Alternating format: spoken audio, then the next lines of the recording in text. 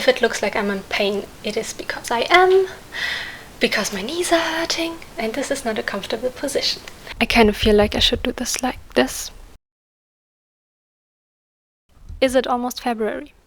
Yes. Am I still filming this video? Also yes.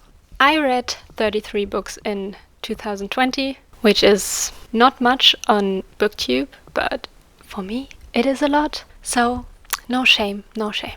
Let's get right into this and bear with me. Anyways, let's get right into it.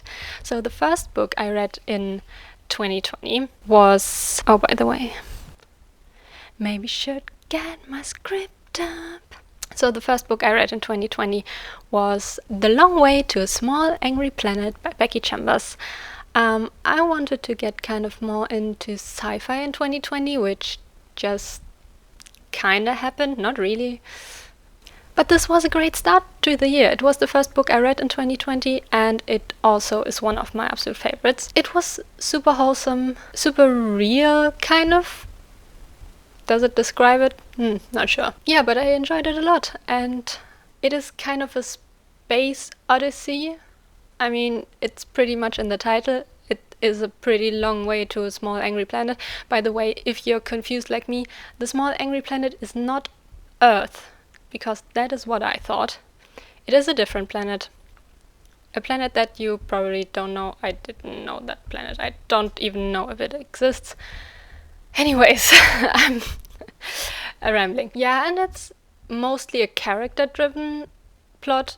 If you ever heard anything about this book, you probably heard this 1,000 times. It's all about the characters and their relationships, and also they are aliens that are pretty cool, innovative, I think, but I also don't read that much sci-fi, so maybe not. Maybe they are based on cliches, I'm not sure, but I thought they were great. But because I also always just heard everybody say that it's so character driven and that the story doesn't really matter, I expected something a lot slower, because that's something people say as well, that it's kind of slow and character driven. So I thought there wasn't going to be any action, there isn't going to be much of a storyline, much of a plot, but there is, and it's cool and fun, and even though I feel sometimes like it's not as scary as the situations could be, it still was great. Yeah, much better than I expected. Or not better, but different than I expected. So yeah, I can really recommend this. I talked for hours about this now. Let's get on. The next great book I read was Emma by Jane Austen. I listened to it as an audiobook, which I found to be the best way for me to get through classics. I don't have a hard time, I don't think, anymore, but I used to have a very hard time with classics. What can I say about Emma that hasn't been said in the 100 years that it exists? Great book, fun character. To everyone who says Emma is an unlikable character, I feel offended. I could relate really well to her. I don't know. Yeah, please don't say that, because now I feel really unlikable. I think Emma's just human, and she's very funny. I love how oblivious everyone is to every situation, or especially Emma, of course. And I have to admit, I've never yearned for a couple to be together this hard. I usually don't read a lot of romance, but I always thought I didn't like romance. But now I know I just love slow burn romances that take a long ass book to evolve. Yeah, it was great romance. Yeah, next up is The Poet X by Elizabeth Acevedo.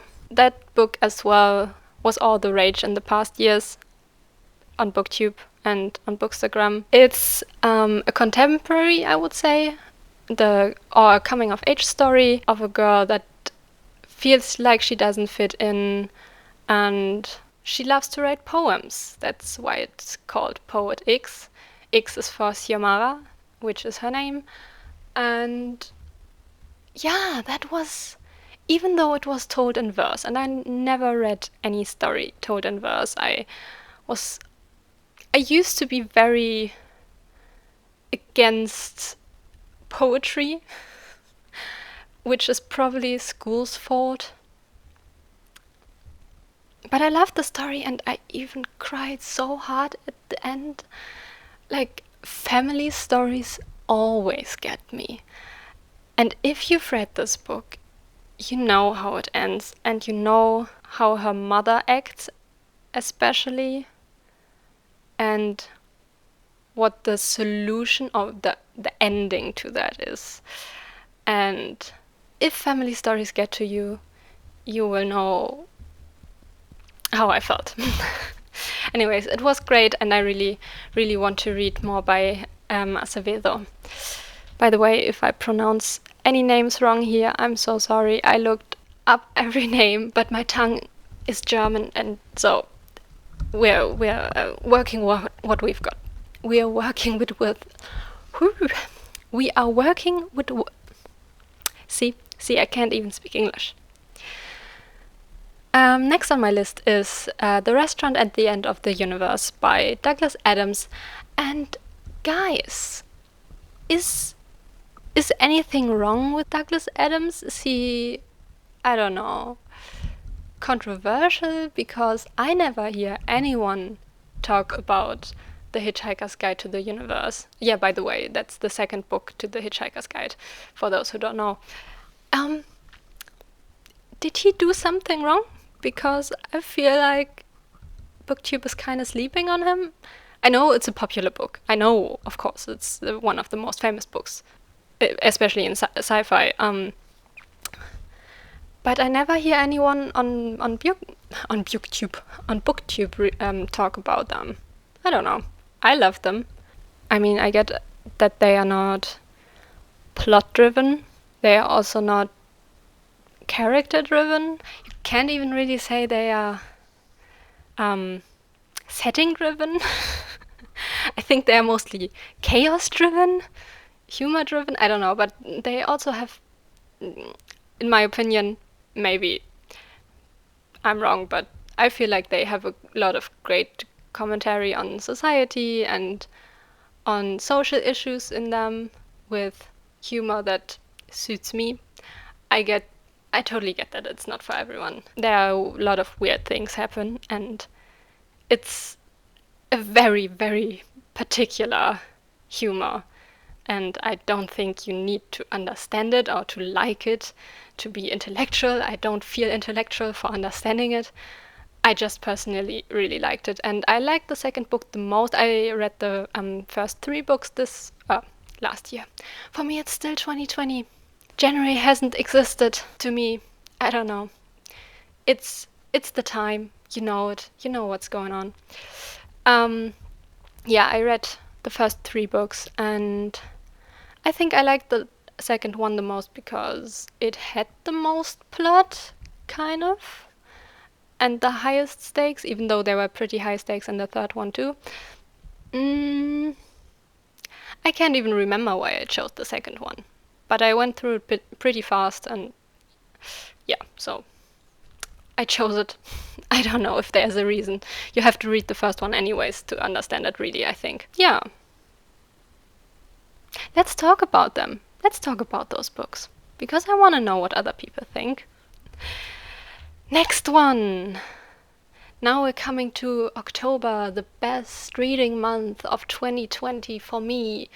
I read 5 books, 5 of the 33 in October, yes. And I also read 2 of my most favorite books ever. The first book actually I read in October is also now my all-time favorite book. And that is Humankind by Rutger Bregman. I hope I said that right. It's Humankind, a hopeful history, and that pretty much describes what's going on in here. I haven't read Sapiens yet. I know, a shame, I have it on my phone, or not yet on my phone. I've got the audiobook anyways. So I don't know how the differences are, but this, I believe they could be quite similar, just that Rutger Bregman really focuses on the good in humankind, in humans in general, and us as a species. And he has great examples. He shows a lot of studies that are very popular, but that were, I don't know how to describe it, like studies that were assumed to be true and later found to be not true. But because the first revelations of the original studies were so shocking that nobody really cared when they were proven to be wrong, because when they were proven to be wrong, there wasn't any shock value in there. I mean, to me, there's shock value in there because we base our society on beliefs that seem not to be even true, which is sad and terrible. And I'm that kind of person who loves children's books and movies because there's so much hope in them. And for some reason, I mean, I kind of get why, but adult books often leave that hopefulness behind and are just sad and destructive and everyone is evil. And I don't believe that anyone is inherently evil. And he explains why people do bad things. He isn't going around and saying, oh, we are all good, so there can't be evil in the world. He explains why, even though the human is good, inherently good, people still do bad things. And I think he explains this in such a great way. Yeah, as you can see, I absolutely adore this book, and I just recommended everyone to read it and change your perception of the world, because I think that's what the world right now needs. Really, really. Yeah, please read it. Thank you. Hi guys, editing Lena chiming in. I have no idea why I was struggling so hard to explain that next book. I am so sorry. Basically, this was just a self-help book with exercises in it that help you work through trauma, even little trauma from your childhood. Next up, I read another non-fiction, which was Das Kind in dir muss Heimat finden by Stefanie Stahl. This is a German book. I'm not sure if it is translated to English. I know there's an English book by Stefanie Stahl called The Child in You. I believe it's the same, but I'm not entirely sure. This is a non-fiction psychology book, self-help, I guess. But since she actually is a psychologist, is that called psychologist? I guess. You know what I mean. She says most of our problems actually come from childhood, from the first around 10 years, I believe. So most of our beliefs were built in that time.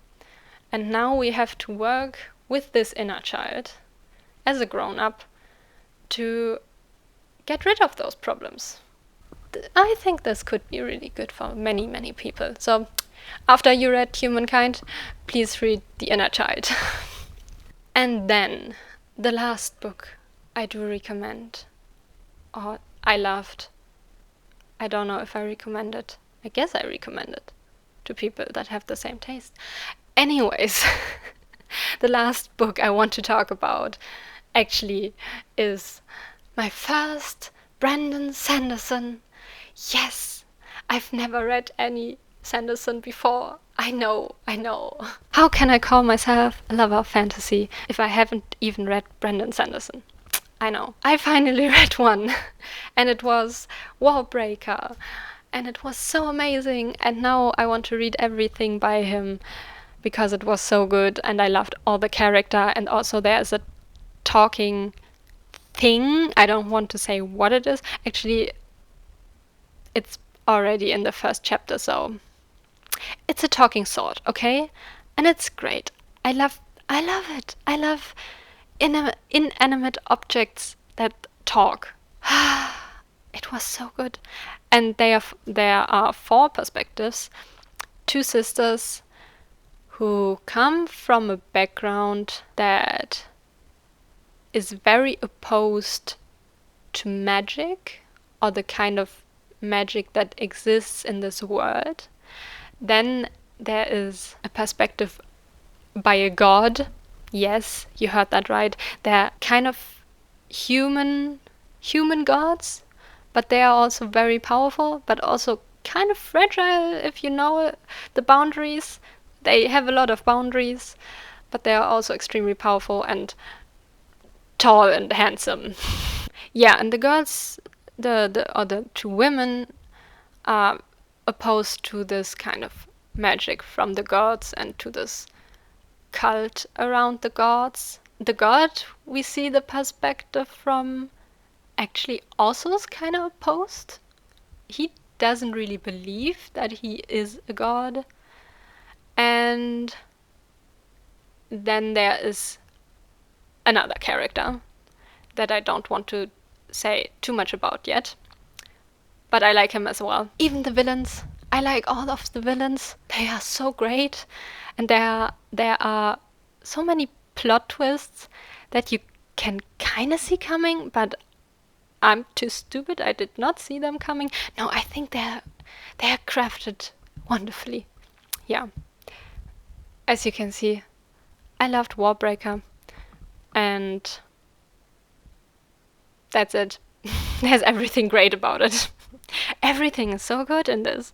And we're at the end of the video, everyone. Thank you so much for watching. I hope you're all good. Thank you for bearing with me. What else can I say? Nothing. Bye bye.